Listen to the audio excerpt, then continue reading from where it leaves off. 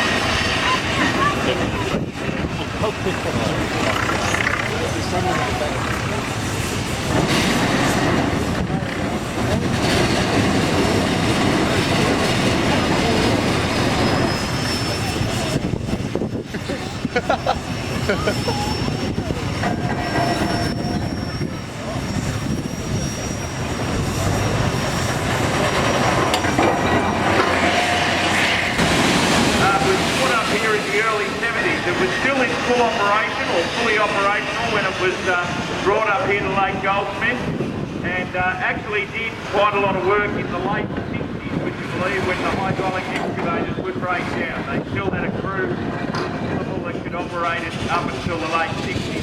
About 1971-72 it was decommissioned and brought up here. For those who have been coming here for many, many years, you would remember it was in pieces at the top end of the arena and was got going.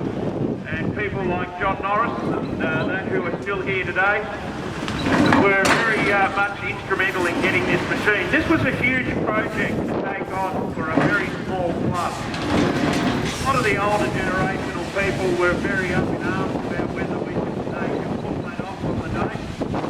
Today, it is the only 90-ton Russian space shovel operating in the world. It is very, very rare, fully operational. The boys up there, Philip, who's driving it at the moment, and his band of merry men have put in hours and hours on it. It runs as good as it did when it was new. It's all done by winch and cable. And as I said earlier on, if you can bust the drums, if you play the drums, you'll work this. It's really a lot of hand, feet, eye coordination to get it working and to get it all moving. It moves manually like that, but if we want to turn it, if we went to turn the machine, I would have to drive a pin in right here. Philip, don't slew. Of course he is. So you see the holes here. He would have to, I would have to drive a pin in there to get it to turn or slew. So that was a manual operation. The other thing that you would have to do, and I was talking about work cover issues down in the sawmill before, there was a man who was full-time on this, who had a leather apron and belt strapped around. He had different sized oil cans. Was very instrumental in helping us get drawings and technical data out of the US and that for this Bucyrus. Very, very rare. Australians, we stuck with King, Queen and Country, Ruston out of England. Back in the day when this machine was built and brought to Australia, would have been very, very rare to have an American type piece of equipment come out. because we were very Commonwealth and, as I said, very King, Queen and country orientated. So we very much stuck to, that's why we've got Fowlers, Burrells, Modes. They're actually a navvy crane converted to a face shovel.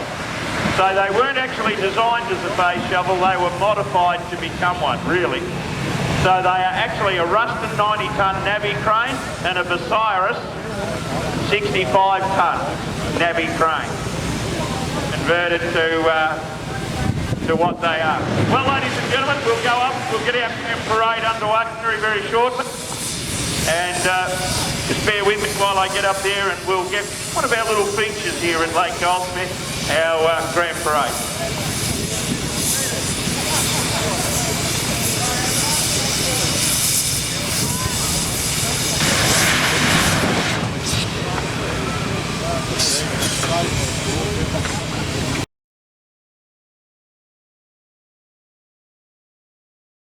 A few completers out there and plenty going on. 2:15 grand parade. Hopefully we'll get our troop out there very, very shortly, operating on the arena as well.